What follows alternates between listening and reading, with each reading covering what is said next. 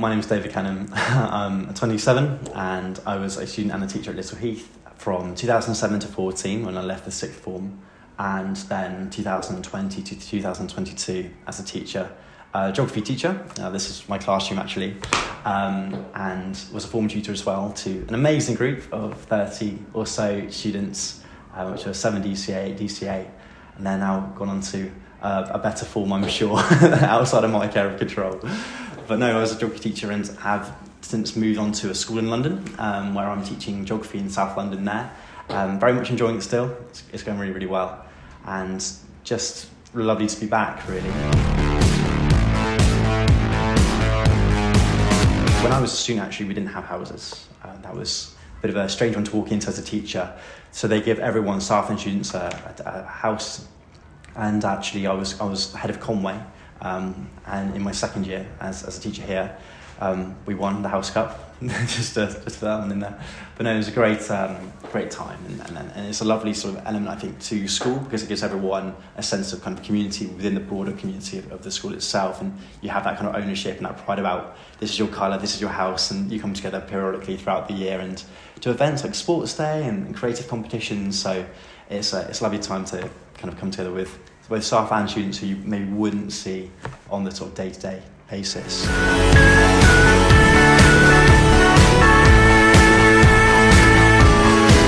Memories, so many. They really do vary. I think for everyone, including those people probably watching this, your first day as a year 7 student when you're 11 years old is probably one of the most defining memories you have, just because it's that wake-up call of, I'm a very, very small fish in a very big pond. All of a sudden, you're I remember being sat in the Great Hall with all my friends and literally just read out your names, and you turn around frantically to try and see the member of staff who's waving at you. You go sort of walk slowly over to a form, you sit down, and whenever they speak for the first time, I remember I had an amazing form tutor. His name was David Rudge. He was a geography teacher as well, and you're sat there at 11 years old and you're just looking at this man and you are God. Like, anything that you say is law, and he was wonderful. He was, I remember, incredibly charismatic, incredibly firm but very fair, and had a really positive time with him for the 2 years before we had another form tutor as well who was brilliant. But no, first day of year 7 is always a big one. And then throughout the year, throughout your time, you have some wonderful kind of moments where it's, fantastic lessons or opportunities outside of, I suppose, the classroom, whether that be sporting or creative or work experience.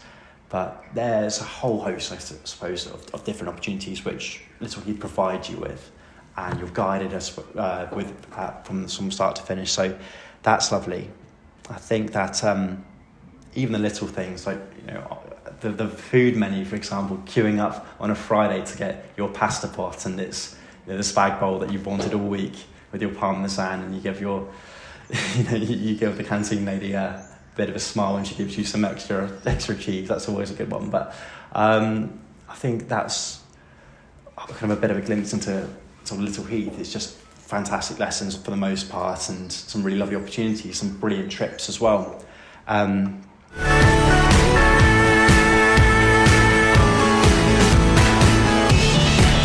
My favourite teacher really did vary. I suppose the question is kind of what makes a good teacher, and I suppose being one now, you can sit on the other side of that fence as well and say you have to have phenomenal subject knowledge. You need to know your stuff, because ultimately you want to have a teacher who's going to get you the best grade that you can get. And there were certainly those, especially when we got to A-level, you were really choosing and crafting your path, and we had some teachers who could easily have been university lecturers, just in the manner and the way that they taught, but also their depth and the way that they articulated such complicated ideas in such a simple way, and feeling as though when you walked into their room you were going to leave with something to think about. And those questions that kept ticking.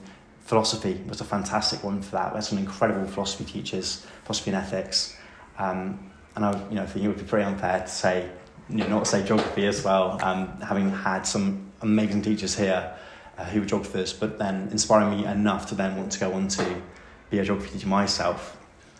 I think that those teachers also who made you feel really, really safe, and it wasn't always about learning something. Sometimes it was about equipping you with a way of handling a situation, or just making you feel ready to learn in the most sort of basic sense of catering for your needs before imparting knowledge.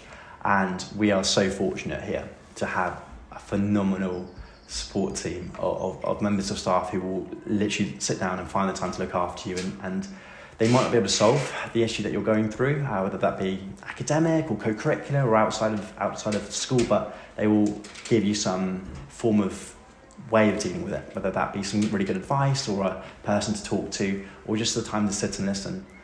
I think one of the best moments I remember having with a teacher was going through difficult times within school, just finding the burden of examination season really tough, and he sat down next to me and just listened and said to me, we've got 2 ears and 1 mouth for a reason. And that really stuck with me, because it's kind of a good little philosophy, I suppose, in terms of how to give support. You don't always need to be giving it, actually just listening is enough.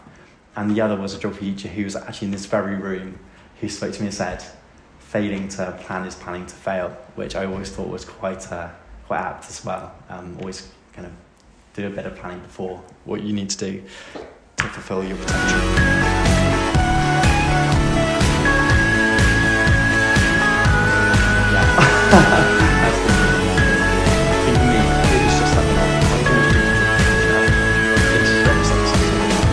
Were phenomenal. I remember when we were in year 12, we jetted off to Sorrento, and we stayed in Sorrento in Italy, and went to Vesuvius, Pompeii, Herculaneum, and it really brought the subject to life. I think when everyone talks about geography, they have this perception, maybe, and we're still trying to mould it, that it's about maps and colouring in and Crayola and all of these things that we kind of learn about when we're at school. But actually it's come such a long way now, such a distinguished subject, in that it's a blend, I think, of both people and places, right? It's seeing the world we live in and understanding the different layers and the way that operates from almost like a scientific perspective, woven with the way that humans work, and that interrelationship between people and places is so important. And ultimately, if you're interested in people and cultures and where they are and how they live, but equally locations around the world that take your interest, on documentaries, whether it be like Arctic or desert or tropical rainforest,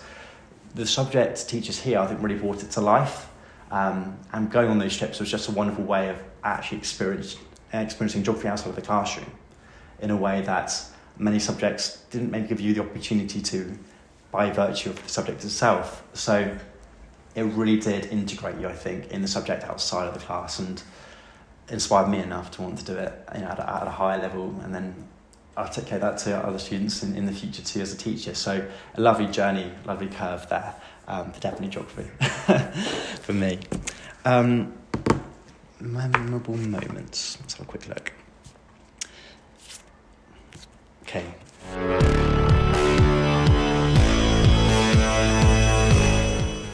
Well, I think the lessons which always sort of stick with you most are probably ones that made you feel a certain way, and often that feeling is humour.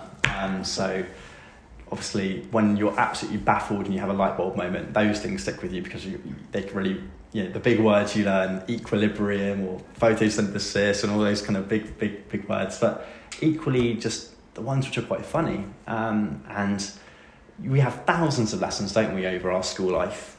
And if we're realistic, in terms of our recollection, we can maybe just remember a handful, but often those ones which do make you laugh. And I just remember being in a French lesson. I must admit to being rubbish at French. I think my teacher was very patient with me. I remember coming in after a sort of a double sort of sport lesson in my GCSEs, played a lot of rugby, and my teacher would say to me, she would say, "Asseyez-vous," I think it was sit down, and I was sat there and learning my French, and I thought I had it down to a T. I thought I had it good. And we had our examination, our oral exam the next day, and it was just for our GCSE, our preliminary grade. I was learning my lines at home and thought I had it sort of nailed. My mum, who speaks very good French, essentially heard me, and she said, "David, what are you saying?" I said, "This is my French." "No, David, this is all wrong. It's in the past participle, it's in the female tense, and the night before your exam is not what you want to hear." And so I walked in the next day, having been wholly confident, now completely shy, and was sat there in front of the camera. And it was the days where you had recorders, so they used to, my teacher would have, press play and just recorded what we needed to say. And we started talking, and I've never seen a teacher go from an air of confidence to, this is going on so quickly. She stops the cassette, she rewinds, and she says, David, what are you saying? I said, miss, I'm speaking French. She said, no, you're not. You're speaking English with a French accent. And I said, I'm not. I was burning up. I was so embarrassed. She rewound the cassette, hit play, and in my nervousness, had just said, bonjour, my name is David, and gone on a complete spiel, which was definitely not worthy of a pass. But nonetheless, I think she gave me a C, which was very generous. Thank you, Miss Fry, for that one. But no, it was a good time. And yeah, I just think that those lessons which just stick in your mind for better or for worse.